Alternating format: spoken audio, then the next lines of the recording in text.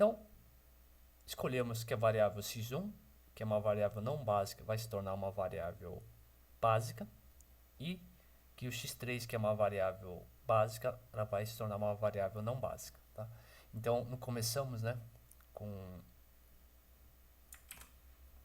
começamos com x3, x4 e x5 como sendo nosso conjunto de variáveis básicas.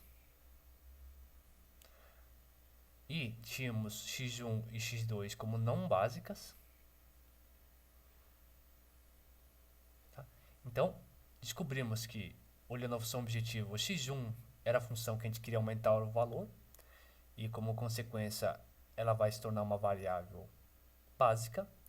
E por esse processo que a gente acabamos de ver, o x3, que é uma variável básica, ela vai deixar de ser básica e vai entrar aqui como uma variável não básica. Tá? Então, todo esse procedimento que a gente fez até o momento foi só para definir qual é a variável não básica, que vai se tornar básica, e o contrário, qual que é a variável básica, que vai se tornar uma variável não básica.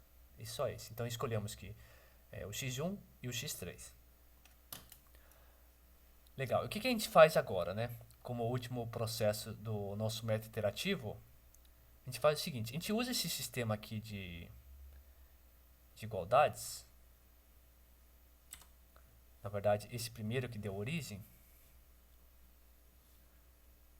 né? Esse primeiro que deu origem, então x3 é igual a 3 menos x1. Tá?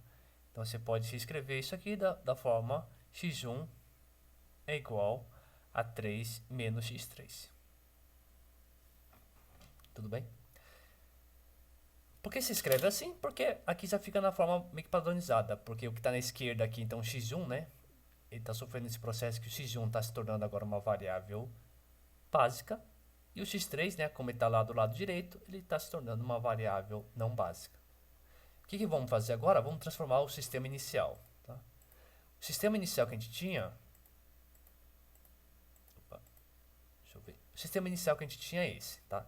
Então, a primeira aqui a gente já trocou. Né? Então, a gente vai poder escrever x1 é igual a 3 menos x3.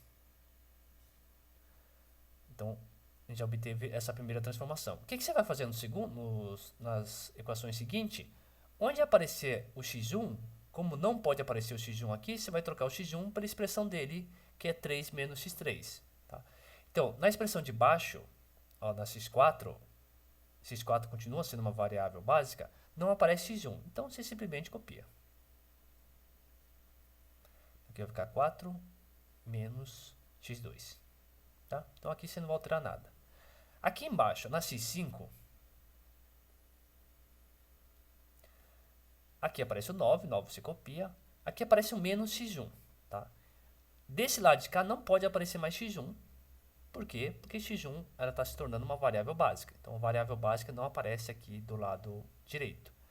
Então, no lugar do x1, você vai colocar a expressão do x1, na verdade, que é 3 menos x3. Menos 3 menos x3. E o menos 2x2, x2 você não altera.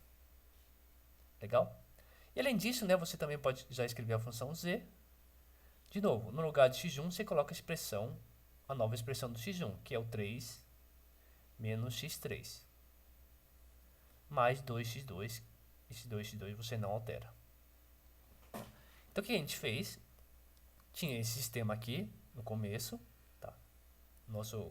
Antes de aplicar a iteração, era esse sistema. A gente viu pelo critério de parada que a gente poderia melhorar essa solução, a solução óbvia. E o que a gente fez? A gente escolheu qual que era a variável básica, que ia deixar de ser básica e se transformar em não básica, e o contrário.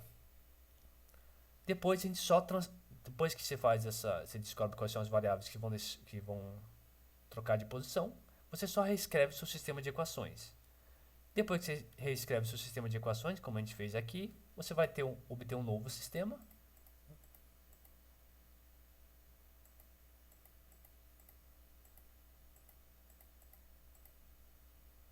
Que é esse aqui, tá? Então, é aquele sistema que a gente acabou de escrever, só que aqui já de uma forma bem resumida. Então, x1 vai ser igual a 3 menos x3, x4, que é aquela equação que não mudou, né? Fica 4 menos x2. x5 agora fica 6 mais x3 menos 2x2. E a nossa função objetiva agora, escrita sem usar o x1, vai ser 15 menos 5x3 mais 2x2. Tá bom? Então, só como um resumo, começamos com esse sistema.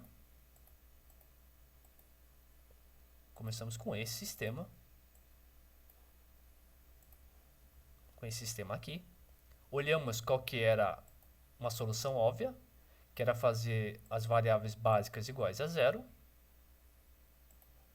Então, fazer o x1 e x2 igual a zero. A gente obteve uma solução. Aplicamos o critério de parada. Aqui, no caso, a função objetivo nossa é zero. Aplicamos o critério de parada. Vimos que o critério de parada não era satisfeito. Ou seja, você podia aumentar um pouquinho as variáveis básicas de tal forma que você ia aumentar a função z.